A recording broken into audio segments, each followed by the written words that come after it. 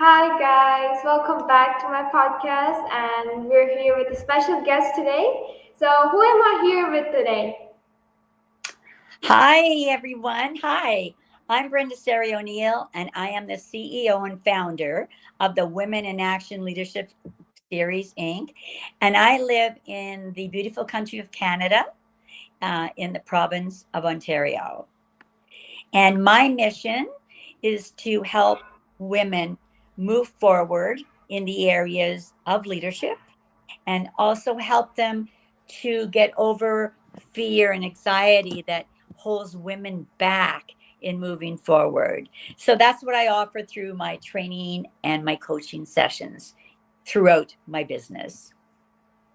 That's wonderful. I love your mission. I was really excited the whole time, and I love your mission. And I can see you shining. I can see you shining. Okay, so let's start the questions, shall we? Sure. Okay, so this is my the most curious question, I guess, and I was constantly thinking about this question while going through your LinkedIn. So I think it's my favorite one. So let's start from your leadership philosophy. What's the fastest, most reliable way to adopt leadership qualities? Like, what's the cheat code, and what is it really? Okay. Well, thank you so much for inviting me, first of all, Farwan. It's really nice to meet you after just corresponding with you. So thank you. And I'm happy to be here. I don't I think that appreciate that. I don't think that there's actually, like, say, a secret code. But I would say for me, what I found out in my leadership role was that the fastest way to adapt to leadership qualities and being a strong leader was to embrace vulnerability. Because by being authentic, that allows you to connect and not only connect, but inspire other women and other people. I'd like to say, though, that a lot of people see vulnerability as a weakness, where I've never seen that. I see vulnerability as a strength, and it's a strength that fosters a genuine connection with people.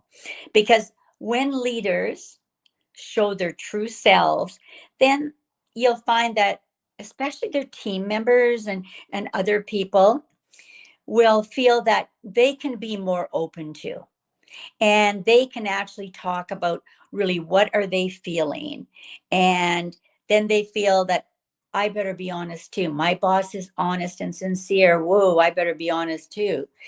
So I feel an important percentage, though, to bring to you in the audience is that there's approximately 60% of women feel that they must act like a man in order to be successful in the world.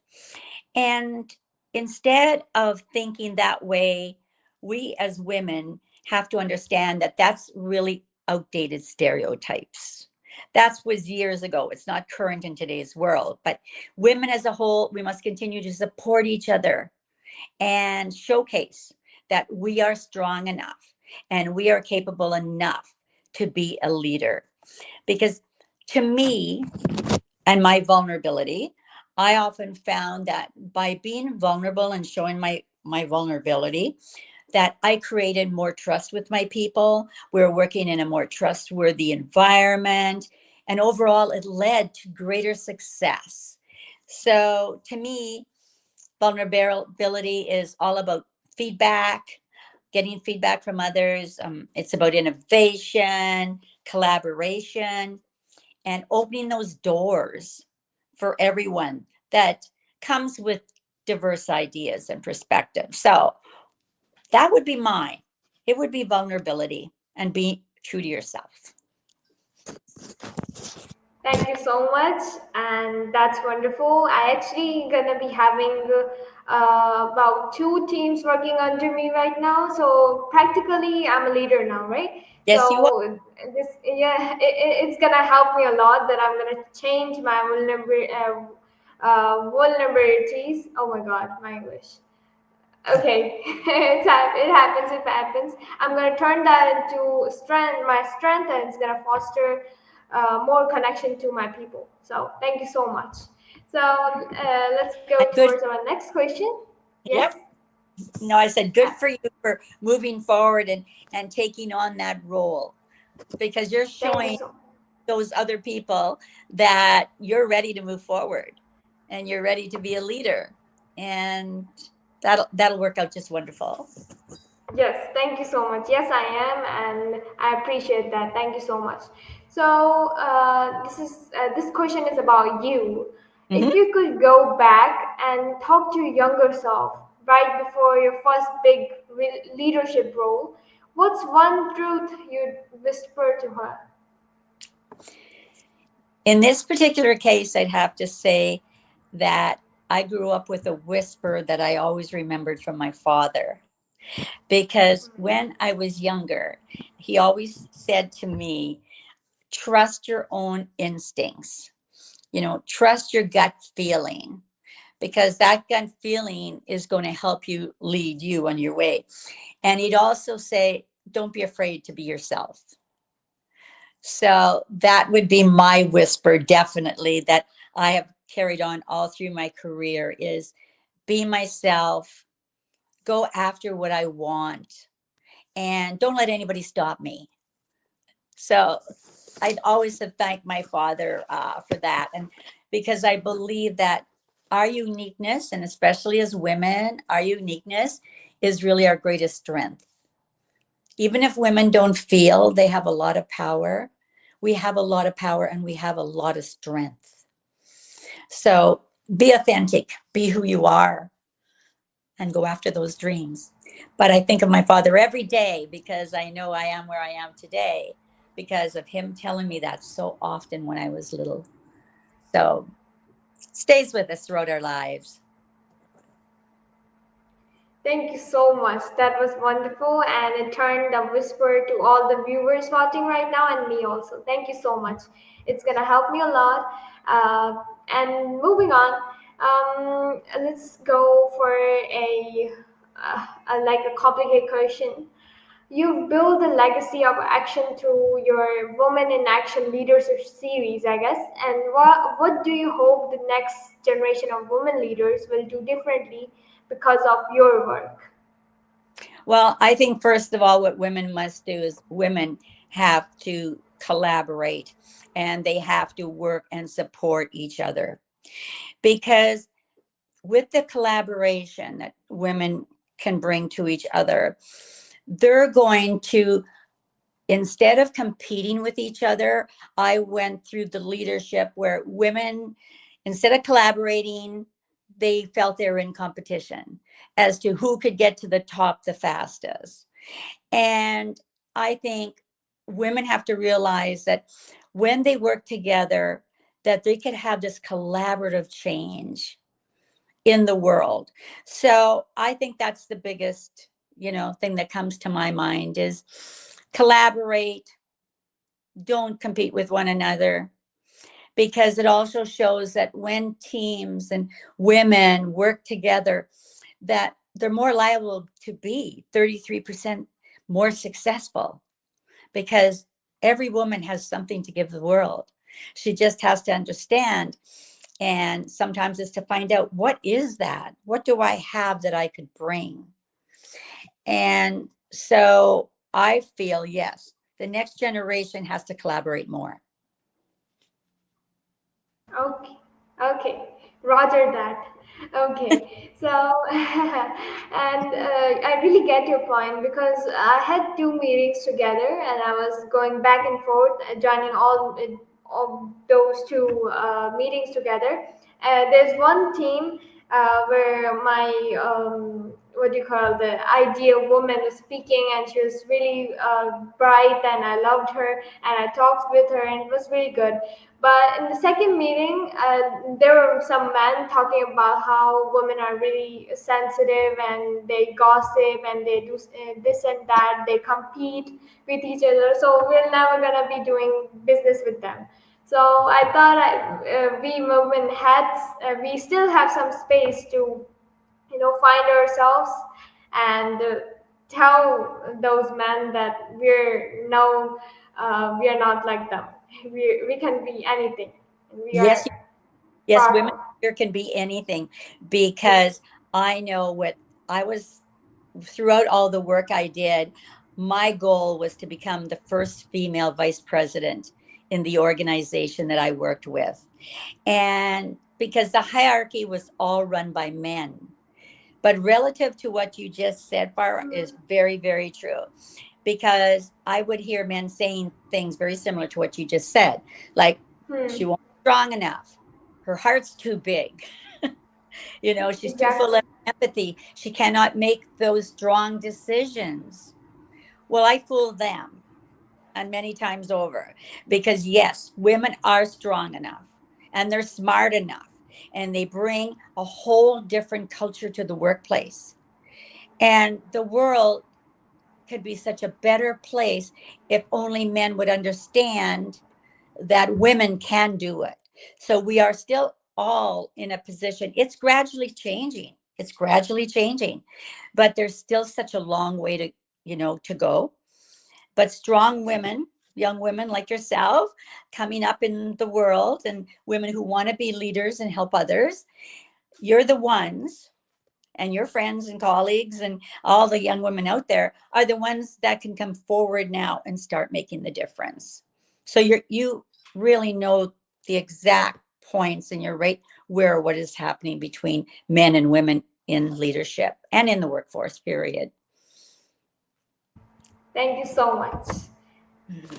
That was wonderful. And all right, so you stood on world stages and influenced countless lives. And but what's the next mountain you still want to climb? You Mhm. still have that in your mind? My mountain, I dream of creating an ongoing mountain that's going to actually impact more women. And it's by establishing a global network of women who actually work together, uplift each other, learn from each other, and empower from each other.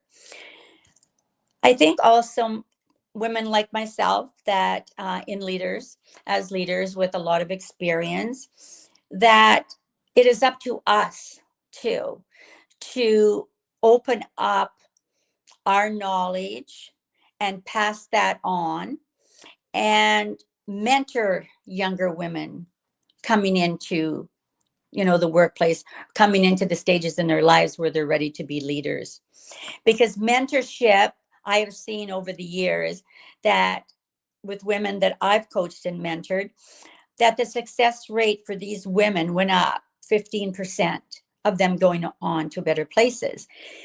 That percentage might not be high, but when you consider we had 0% years ago, so now, that's a movement. So it is a female movement, but that to me would be an amazing legacy, is to have and build this group of women leaders across the world that have the same passion to want to make a difference in the world and make that difference for women, and also would make a difference for men if there were more female leaders, because female leaders bring a whole different dimension to the workplace.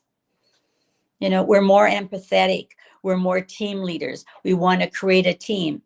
When working with men for many years, that wasn't at the top of their list, but I always thought, and still do, create the team, trust your team, let them trust you, and train them and help them become better and believe in their beliefs. And the sky's the limit for sure.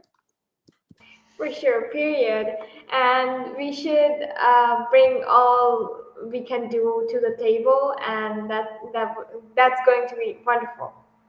All right, and we should bring the I forgot the old empire when women had this long mascaras and they were leaders.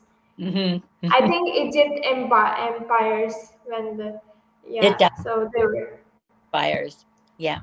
yes, And you do gain the that was respect, really good. and you can gain that respect in the business world. I did. Yes, It's an easy job getting there, but hey, I was there, wow, the respect came like, yeah.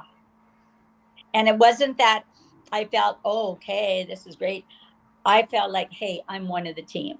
Not that I'm better, mm, am, even though I was in some areas and they were better than me in some areas. mhm, But it is that learning together, that's such a big difference in the world.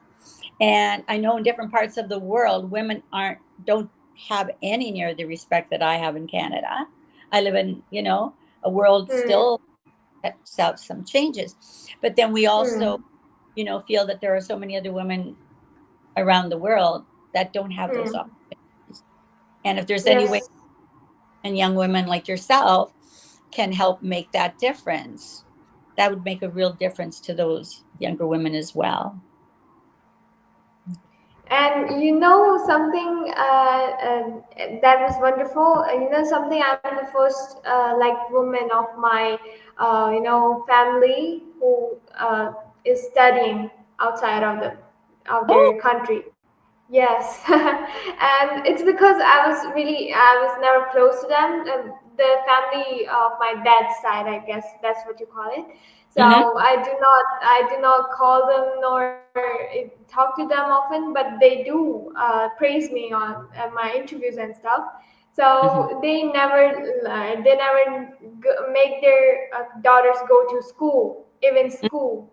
They are not allowed outside. So it's a big difference, and I'm gonna make a difference, and let's see what happens. Sky's the limit again. Yeah, you're And right. And make a difference. I can hear it in your voice and see it in your face. You got that passion about you to make a difference. And when women are, when they work with other women, I just see so much of it because I've worked with women for so many years and I've coached mm, hundreds and hundreds of women. And I can see the difference. And I can see the difference when women, and I work with young women as well, the passion in mm, their face and their goal. And so, yes, and you working outside of your home, your country, or whatever, learning. I think that's fabulous, and I think it's fabulous too that you have that opportunity, yes, right? thank you so much. Yeah, you're going to make a difference. You're going to make a Yes, difference. period. Thank you so much, and that was wonderful. I appreciate that. All right, let's go for another question. Okay, so you led teams in the corporate world, and now you lead women through transformation, right? So, what moment made you realize that empowerment had to become your mission in a way? Okay. I think I saw several different things when I was working. First one, I certainly have to say it was the mindset of men, right? That women couldn't do the job. Then there was also that low percentage rate that really became a real thorn in my side. That only 32% of the senior managerial positions are held by women, and that okay. I have got to become, and I have become an advocate for helping to move that needle forward. And so that was a big part of it, for me, knowing and understanding the challenges that I went through. I am trying to make it easier for women today through my training programs, through my coaching, through my mentoring. So it becomes that shift in their minds, women's minds, and in the world, that women have that capability. So there's still a lot to do in that area, but you know, I want to play in. I do play a key part in that, and I want to continue to do that because you have to put your mind right. You have to have the right mindset. That's the other thing that I think about. You've got to have the right mindset. Always have, every woman should have the clarity and the mindset of really what do they really want to do, and then go through those channels. And your story will tell a lot and influence what you decide to do. You have a different story than I do. Like, everybody has a different story. But once women decide, okay, and it doesn't matter whether your story is good or bad, what it means is that you have the power to move forward. And you've got to, once you have that power and that's your goal, you will find the ways to get there. We always do. We find the way. So Exactly. Agreed. I love that. Thank you so much. So you're welcome. I, I for sure agree on that point, and it's wonderful. And I really love learning. And this is my favorite interview in a while. Thank you so much for your presence here. So let's move on. So you were recognized by the Worldwide Women's Association, I guess, for your impact. And how do you personally define real influence? Okay, I would say, well, I was recognized by the World's Women Association. First, it was because of my passion, my goal to help women move forward. And they recognized that. I was recognized for creating my own 7-module leadership training for women. And so that becomes part of it as well. That whole association is about recognizing women whose passion is not only to make the difference, but you have created a pathway to help you get there. And you can show that you have that ability to do it. And also, it's through our actions, right? We've got to act. We can't only speak about something. We've got to act on it. So that is another part of it too.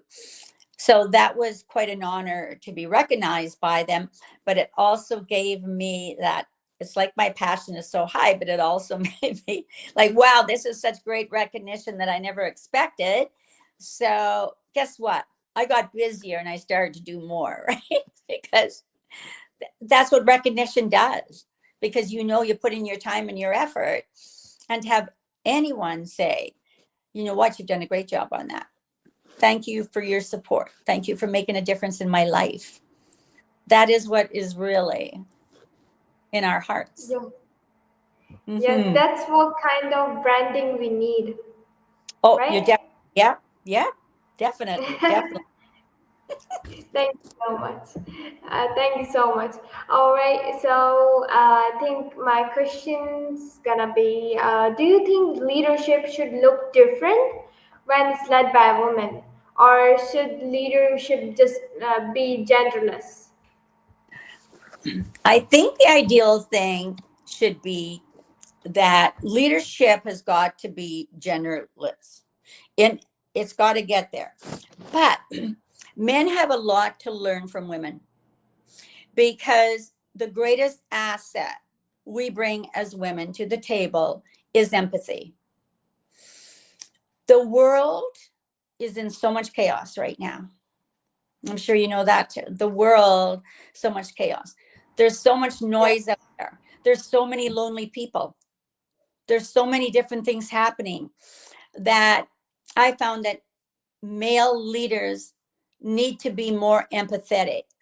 I felt I built a very strong team because of empathy, because of taking the time to recognize that one of my team members was not doing well, not feeling well, just not acting the same way as they normally did. And I think women has that extra sense and to do that. So I think I'd love to say that it's equality. There's got to be equality for both, but there's got to be more women who get into those positions and work with men, so the men will learn to recognize that, guess what? Yeah, she is bringing a different perspective to the table. So ideal, which should be genderless. I when I worked in corporate, where they looked at male applications more so than they did in a women's application. And it wasn't that the men were often more learned or carried more education. They just tended to, look more at men. And when I became a VP, I took that upon myself to work with the human resource department and the seniors of the organization, that women have a place at the table and women should be sitting at those tables. And yes, I was happy and thankful that I got that position. But the amount of, I would have to say, the work, the extra studies, I had a mentor as well. So it just doesn't come to you overnight, right? And it's always nice to have someone to talk to. But they start to see that more. And so that's why when I'm often written up, when I'm written up, they talk about me breaking glass ceilings. And that was one of the reasons why I'm so blessed to have spoken on the world stage for women in leadership, and why the world needs more female leaders.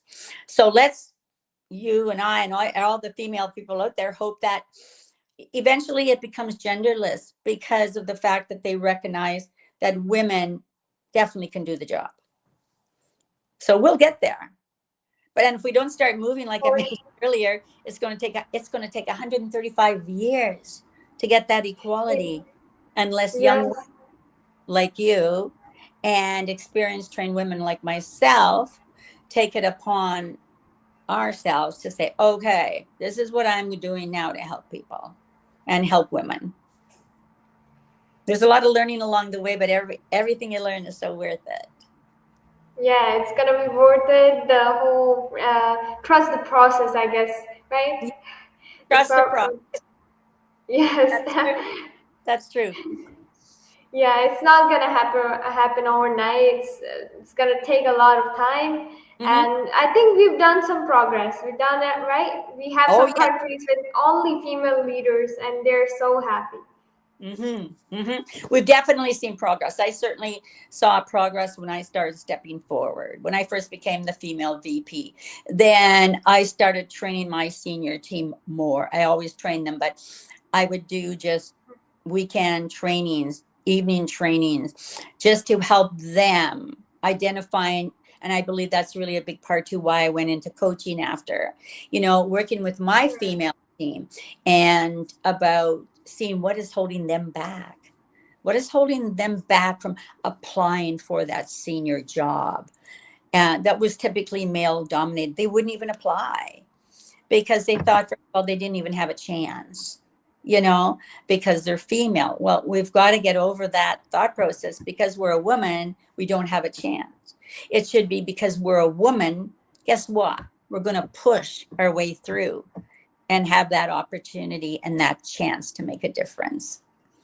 Yes, that's wonderful. I think we should look back and see the struggles of our mothers and other Hmm. women, and we should prove ourselves, and we should just go thriving. Yeah, definitely, definitely. Because back, years ago, women would Mm, not even consider, right, going into roles like that, because women we're also deal a lot far too with societal, thoughts. Women are meant to be in the home. Women are meant to be the moms. Women are meant to be the caregivers. If mm, family members get old, and moms and dads get older and they come and live with you, well, all of that has been on women for so many years. So it's mm. us to change society and make those changes too, to say, you know what, women are more than capable.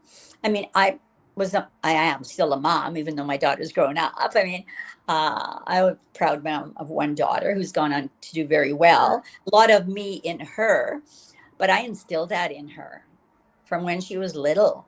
You have your place. And then she started, as she got older, she started to say to different people, I have my place at the table. So Yeah, wow. That's but so cute. up, and she's, so I only had her, but I had to learn to have work life balance.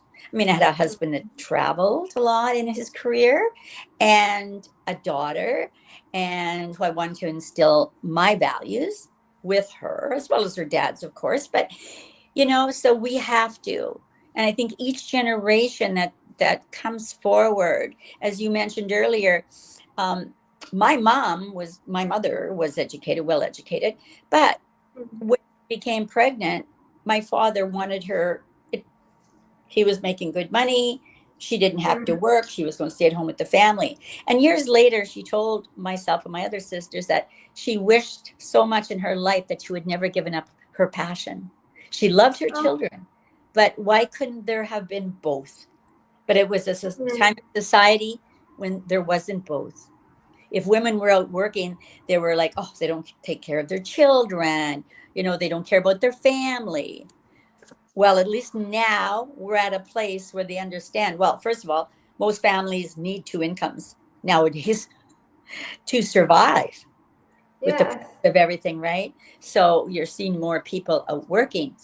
But these women that are out working, um, that want to go on and to have a higher leadership position or become a leader, those are the ladies that need help too. And those are the ladies that I try to speak out to. You you must know your goals, where you're going to be happiest. And they'd say, I love being at home, I love being a mom, but I want something for myself.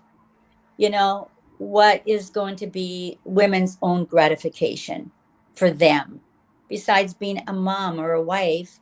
What's in this for me, type thing. Yeah, they have their own name, they have their own brand. That's exactly it. Yeah, Yes, women they, are building yeah, their brand. Yeah, and yes, by building their brand, they're building their strength, right? yes. That's wonderful. That was wonderful. One last question that I'm really curious about, and it aligns with what you said before, like you mentioned in this answer.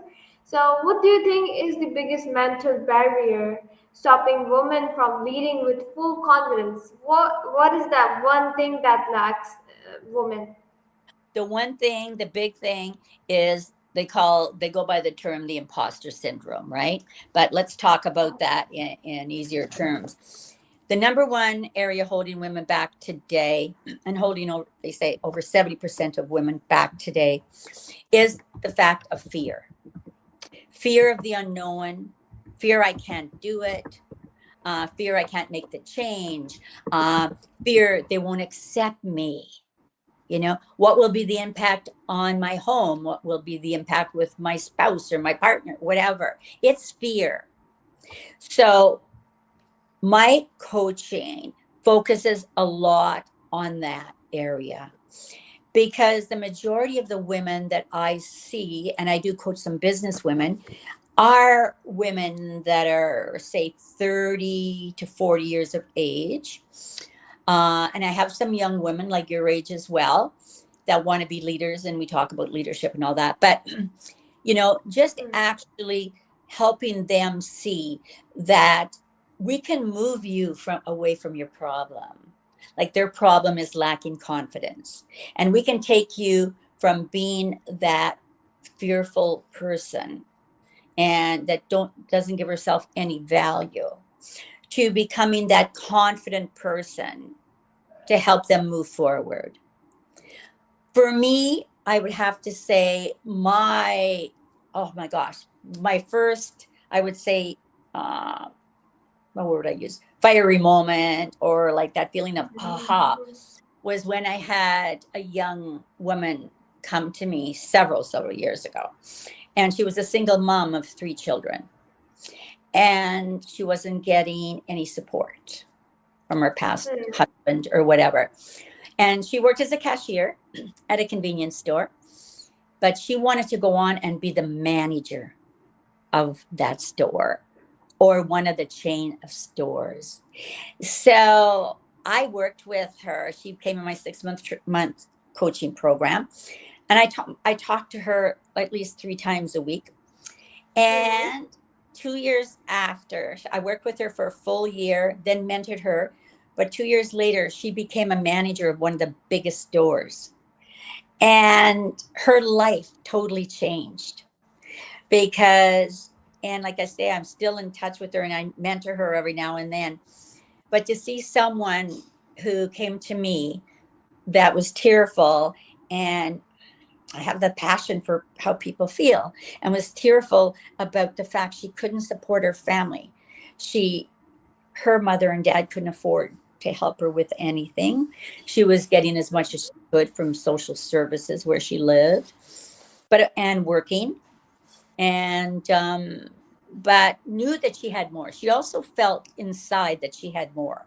So she Hmm. had that stubbornness in a way that I'm not going to be like them. I am going to be able to.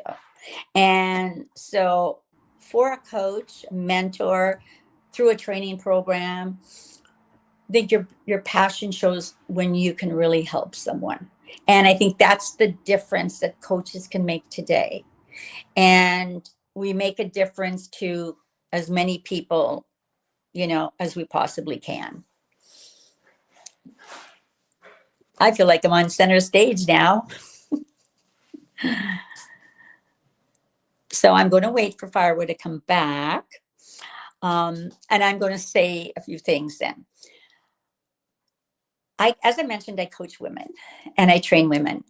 Uh, for everyone wanting to know my website, I'm at www.wialseries.com. I'm the founder and CEO. And actually, I'm starting a new program called Unleash Your Brilliance, meant for all women. Starts on October the 30th. It's on my website. It's only 2 evenings a week for 1 hour duration. We work amongst a community. So please look it up and look up my coaching as well, because I'd love to hear from you. So leadership is a journey, but it's a journey that all women can go on.